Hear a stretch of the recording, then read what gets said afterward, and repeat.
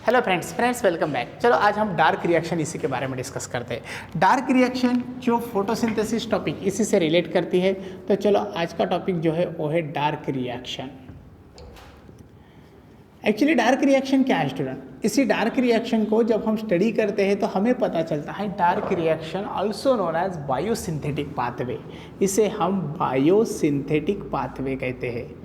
Biosynthetic pathway इसी नाम से जाने जाने वाली रिएक्शन हमें देखना है, that is the dark reaction. Student dark reaction और बायोसिंथेटिक पाथवे इसी को मेल्विन कैल्विन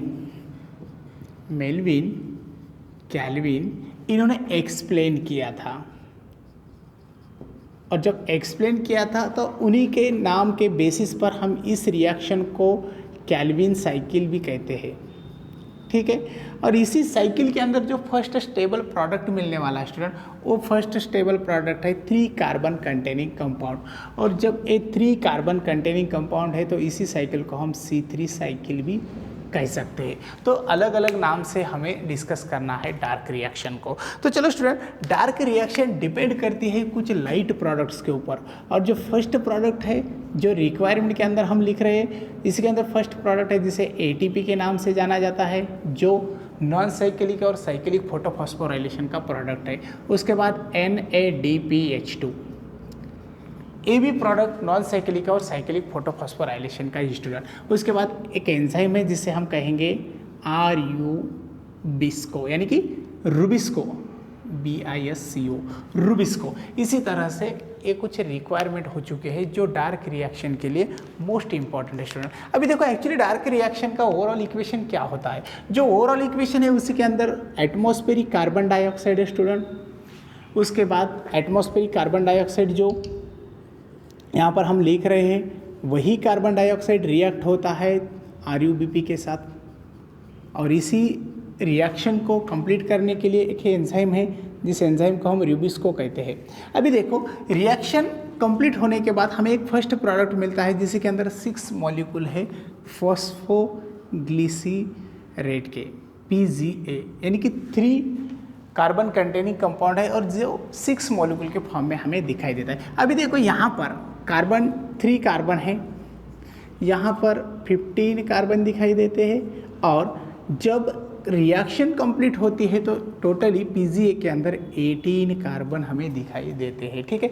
अभी देखो PGA फॉस्फोग्लिसरेट के बाद यही रिएक्शन कंटिन्यू होती है और जो रिएक्शन कंटिन्यू हो रही है उसी रिएक्शन को कंप्लीट करने के लिए अभी एक ATP मॉलिक्यूल और एनर्जेटिक मॉलिक्यूल लगने वाले हैं। जो एनर्जेटिक मॉलिक्यूल यहाँ पर हम लिखेंगे ATP that converts into ADP, ठीक है। जो 6 मॉलिक्यूल है स्टूडेंट, मीन्स ATP आल्सो 6। और ATP यूज़ करने के बाद जो ADP है वो भी 6 वहाँ पर है। जो प्रोडक्ट यहाँ पर मिल रहा है अभी उसी प्रोडक्ट को हम लिखते हैं। तो प्रोडक्ट देखो इस तरह से 1,3-डाइफॉस्फोग्लिसरेट, ठीक है। ये प्रोडक्ट हमें यहाँ पर मिलने वाला है जो ATP यूज़ करने के बाद मिलने वाला है। अभी रिएक्शन कंटिन्यू होती है 1,3-डाइफॉस्फोग्लिसरेट के बाद रिएक्शन को हम कंटिन्यू करेंगे। कंटिन्यू करने के बाद हमें जो प्रोडक्ट मिलेगा वो कुछ इस तरह से। अभी यहाँ पर ATP यूज़ करने के बाद अनदर एनर्जी मॉलिक्यूल यूज़ किए जाते हैं, दैट इज़ द NADPH2 जो लाइट रिएक्शन के प्रोडक्ट है और उसी का कन्वर्जन NADP के अंदर होता है। ये भी मॉलिक्यूल 6 मॉलिक्यूल है स्टूडेंट। इतना होने के बाद जो प्रोडक्ट मिल रहा है वो प्रोडक्ट है 6PgAl, जो हम यहाँ पर ब्लू पेन से लिखेंगे 6PgAl, यानी कि ग्लिसरेट का कन्वर्जन हो रहा है ग्लिसरा अल्डिहाइड के अंदर। और यही कन्वर्जन होता है तो उसी टाइम कुछ इनऑर्गेनिक फॉस्फेट भी जो बाहर निकलते हुए नज़र आते हैं, that is the 6PI inorganic phosphate हम उसे कहते हैं। उसके बाद रिएक्शन कंटिन्यू करते हैं। रिएक्शन जब कंटिन्यू करते हैं स्टूडेंट तो देखो एक्चुअली PgAl जो मॉलिक्यूल है उसी PgAl मॉलिक्यूल से हमें पता चलता है यहाँ पर 18 कार्बन प्रेजेंट है और 6 मॉलिक्यूल PgAl के हैं। तो उसी से एक PgAl मॉलिक्यूल जो है वो ग्लूकोज के लिए यूज़ किया जाता है, 1 PgAl molecule. Al molecule glucose के लिए यूज़ किया जाता है, उसी के अंदर 3 कार्बन है। ठीक है, अभी 18 कार्बन में से 3 कार्बन जो है वो PgAl के साथ ग्लूकोज के लिए यूज़ हो रहे हैं, तो यहाँ पर 5 मॉलिक्यूल्स रह चुके हैं स्टूडेंट, 5 मॉलिक्यूल ऑफ PgAl, और इसी के अंदर जो कार्बन है वो है 15 कार्बन। तो इसी तरह से हमें यहाँ पर एक प्रोडक्ट मिलता है। अभी देखो उसके बाद और एक इम्पॉर्टेंट स्ट्रक्चर हम यहाँ पर आगे निकालेंगे, और जो स्ट्रक्चर कंटिन्यू करने के बाद हमें पता चलता है इक्वेशन कितना आसान है। 5 मॉलिक्यूल है, यही 5 मॉलिक्यूल जो है स्टूडेंट वो RuBP के साथ रिएक्ट होने के बाद मिलता है RuBP 5PgAl, और उसी टाइम यहाँ पर हमें एक रिएक्शन दिखाई देती है जो रिएक्शन रीजनरेशन के दौर पर यूज़ की जाती है। अभी यहाँ पर देखो RuBP है, उसी RuBP को हम फिर से लिखेंगे, RuBP 5PgAl है हमें दिखाई दे रहे। तो इसे लिखने से पहले हम क्या करेंगे, यहाँ पर एक एनर्जी मॉलिक्यूल है जो ATP है, वो 3 ATP यूज़ होते हैं और कन्वर्ट होते हैं 3 ADP के अंदर, और इसी का रिजल्ट क्या होता है स्टूडेंट, इसी का रिजल्ट जो चलता है वो रीजनरेशन के लिए चलता है। यानी कि इक्वेशन कंटिन्यू होने के बाद हमें पता चलता है जो रिजल्ट के दौर पर मिलने वाला प्रोडक्ट जो है वो है 3RuBP, और उसी के साथ यहाँ पर 5 मॉलिक्यूल तो ऑलरेडी प्रेजेंट है PgAl, और फिर से रिएक्शन कंप्लीट होती है। तो इतना इक्वेशन हमें देखना है इसी के अंदर। जो यहाँ पर रीजनरेशन फॉर्म दिख रहा है वो अगेन कार्बन डाइऑक्साइड के साथ रिएक्ट होने के लिए रेडी हो चुका है। तो ये साइकिल हमें कंटिन्यू करना है। अभी यहाँ तक तो हम ओवरऑल इक्वेशन को देख चुके हैं, लेकिन इसी इक्वेशन को जब केल्विन के स्टडी के साथ हम पढ़ते हैं तो हमें इसे साइकिल के दौर पर दिखाना पड़ता है। अभी साइकिल के अंदर हमें क्या दिखाना है, साइकिल के अंदर हमें 3 स्टेप्स दिखाना है, 3 स्टेप्स। और जो 3 स्टेप्स है स्टूडेंट, उसी के अंदर फर्स्ट है जिसे हम कहते हैं कार्बोक्सिलेशन। अभी कार्बोक्सिलेशन का मीनिंग क्या होता है, एडिशन ऑफ कार्बन डाइऑक्साइड, उसके बाद रिडक्शन यहाँ पर होता है, देन इसी के अंदर हमें रीजनरेशन भी होते हुए नज़र आता है।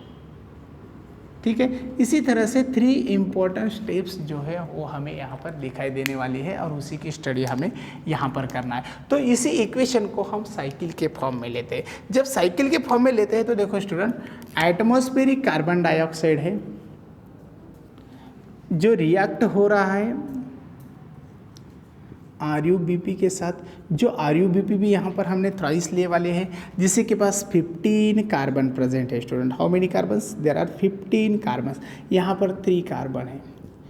चलो रिएक्शन कंटिन्यू करते हैं। अभी देखो रिएक्शन कंटिन्यू जब होती है तो इसी रिएक्शन के दौर पर हमें क्या मिलने वाला है, हमें मिलने वाला है एक स्टेबल प्रोडक्ट, और जो स्टेबल प्रोडक्ट है उसी स्टेबल प्रोडक्ट को हम कहते हैं PgA फॉस्फोग्लिसरेट, और उसी के 6 मॉलिक्यूल है, और यही 6 मॉलिक्यूल बताते हैं 18 carbon. A student first stable product है रिएक्शन का, इसलिए हम रिएक्शन को C3 साइकिल कहते हैं, जिसके अंदर 3 कार्बन दिखाई देते हैं। अभी थोड़ा आगे बढ़ते हैं। अभी आगे बढ़ने के बाद देखो, जो कार्बन डाइऑक्साइड ऐड होता है तो इसलिए हम इसे कार्बोक्सिलेज कहते हैं, और यहाँ पर जो एंजाइम है वो है रुबिस्को। इसी एंजाइम का यूटिलाइजेशन और यूज़ होता है ये रिएक्शन कंप्लीट करने के लिए। अभी रिएक्शन कंटिन्यू फॉरवर्ड होती है। फॉरवर्ड होने के बाद हमें यहाँ पर कुछ एनर्जेटिक मॉलिक्यूल्स का यूज़ होते हुए नज़र आता है। इस तरह से रिएक्शन को हमने कंप्लीट किया, जैसा यहाँ से यहाँ तक। अभी यहाँ पर देखो 6 ATP मॉलिक्यूल है, जो 6 ATP है उन्हीं का यूज़ हो रहा है, और उन्हीं का कन्वर्जन हो रहा है 6 ADP के अंदर, यानी कि ATP की एनर्जी यूज़ होती है, और ATP की एनर्जी यूज़ होने के साथ हमें अगेन एक प्रोडक्ट मिलता है, दैट इज़ द 1,3-डाइफॉस्फोग्लिसरेट।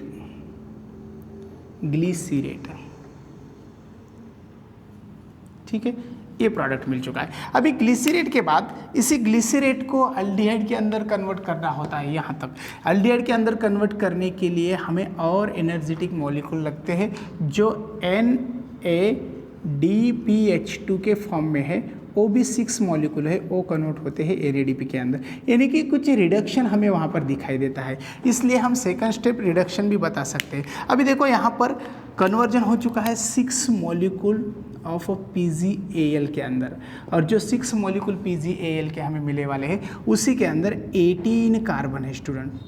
यहाँ पर भी 18 कार्बन है, वहाँ पर भी 18 कार्बन है, और यहाँ पर भी 18 दिखाई देते हैं। अभी देखो ये जो 18 कार्बन है इसी के साथ एक जो मॉलिक्यूल है PgAl का वो बाहर निकलता है, 1 मॉलिक्यूल ऑफ PgAl, और यही PgAl मॉलिक्यूल यूज़ होता है। अब हमें इसे अलग जगह पर लिखेंगे, यहाँ पर नहीं दिख रहा है, तो एक जो मॉलिक्यूल है वो इधर निकल रहा है, that is the 1 molecule of PgAl, और यही मॉलिक्यूल यूज होता है ग्लूकोज फॉर्म करने के लिए, means that use to the form of glucose. अभी देखो यहाँ पर 18 कार्बन है, इसी PgAl के अंदर हमें 3 कार्बन दिखाई देते हैं, मीन्स 3 कार्बन यहाँ पर है। अभी यहाँ पर 3 कार्बन और एक मॉलिक्यूल बाहर निकलने से जो मॉलिक्यूल यहाँ पर रहे वाले हैं वो सीधातर इस तरह से आगे बढ़ते हैं, और यहाँ पर 5 मॉलिक्यूल्स है PgAl के, 5 molecules of PgAl, जो हमने यहाँ पर लिखे वाले 5 मॉलिक्यूल ऑफ PgAl। उसके बाद इसी के अंदर 15 कार्बन रहे हैं स्टूडेंट, कितने कार्बन? 15 कार्बन जो हमने यहाँ पर दिखाए वाले हैं। अभी देखो यही मॉलिक्यूल सीधातर रिएक्शन दिखाते हैं RuBp के साथ, और फॉर्म होता है RuBp5PgAl, ये हमें यहाँ पर प्रोडक्ट दिखाई देता है। जो उसके बाद एनर्जी मॉलिक्यूल वहाँ पर रिक्वायर होते हैं, और जो एनर्जी मॉलिक्यूल आ रहे हैं उसी के लिए ATP जो 3 है, और इसी ATP का कन्वर्जन होता है ADP के अंदर, वो भी वहाँ पर 3 फॉर्म होते हैं, और देन स्टूडेंट हमें प्रोडक्ट मिलता है, फाइनली रीजेनरेटिव प्रोडक्ट मिलता है। तो रिएक्शन इस तरह से कंटिन्यू होती है। अभी देखो यहाँ से यहाँ तक कन्वर्जन हो रहा है जो रीजनरेशन है, यहाँ से यहाँ तक जो है जिसे हम कहते हैं कार्बोक्सिलेशन, और यहाँ से यहाँ तक जिसे हम रिडक्शन के नाम से जानते हैं। तो इसी तरह से ये हो चुका है केल्विन साइकिल के बारे में। अभी देखो केल्विन साइकिल के अंदर जो रिएक्शन यहाँ दिखाई दे रही है दैट इज़ द कार्बोक्सिलेशन। अब इसे हम नंबरिंग करेंगे सीधातर यहाँ पर, जैसा कि स्टेप के बारे में यहाँ पर हमने दिखाया वाला है फर्स्ट नंबर। उसके बाद जो कन्वर्जन इस तरह से दिखाई दे रहा है दैट इज़ द रिडक्शन, और यहाँ से कन्वर्जन जो दिखाई दे रहा है दैट इज़ द रीजनरेशन। तो इसी तरह से हम 3 स्टेप्स इसी के अंदर दिखा सकते हैं केल्विन साइकिल। अभी देखो केल्विन साइकिल के अंदर कितने ATP यूज़ हो चुके हैं, मीन्स जो रिक्वायरमेंट है वो कितने हैं। रिक्वायरमेंट के अंदर हम दिखाते हैं स्टूडेंट, जो ATP यहाँ पर है 6 ATP, और यहाँ पर दिखाई दे रहे 3 ATP, यानी कि 9 ATP दिखाई देते हैं। तो उसी 9 ATP को हम साइकिल के फॉर्म में देखते हैं, तो 9 + 9 यानी कि 18 ATP वहाँ पर होते हैं, और जो NADPH2 है स्टूडेंट वो यहाँ पर 6 है, तो साइकिल के फॉर्म में हम 6 + 6 यानी कि 12 NADPH2। जो हमें पता चलता है अगर 1 ग्लूकोज मॉलिक्यूल फॉर्म करना है तो 1 ग्लूकोज मॉलिक्यूल के लिए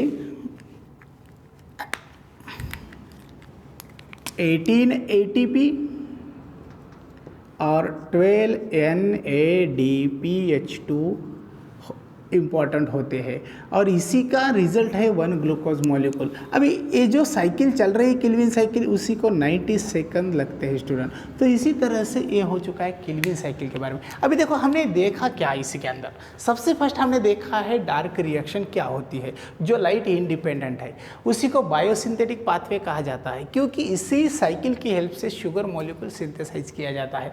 उसके बाद मेल्विन केल्विन इन्होंने इसे एक्सप्लेन किया था, इसलिए हम उसे केल्विन साइकिल के नाम से भी जानते हैं। उसके बाद स्टूडेंट फर्स्ट स्टेबल प्रोडक्ट मिल रहा है दैट इज द PgA, उसी के अंदर 3 कार्बन है, और जो 3 कार्बन है इसलिए हम इसे C3 साइकिल के नाम से भी जानते हैं। अभी इसी रिएक्शन के अंदर कुछ रिक्वायरमेंट दिखते हैं, फर्स्ट है ATP, सेकंड NADPH2, थर्ड है जिसे हम रूबिस्को के नाम से जानते हैं। तो उसके बाद हम ओवरऑल इक्वेशन देखते हैं, कार्बन डाइऑक्साइड है, उन्हीं की रिएक्शन RuBp के साथ हो रही है, एंजाइम है रूबिस्को। उसके बाद फर्स्ट स्टेबल प्रोडक्ट PGA, जिसी के अंदर 18 कार्बन दिखाई दे रहे हैं।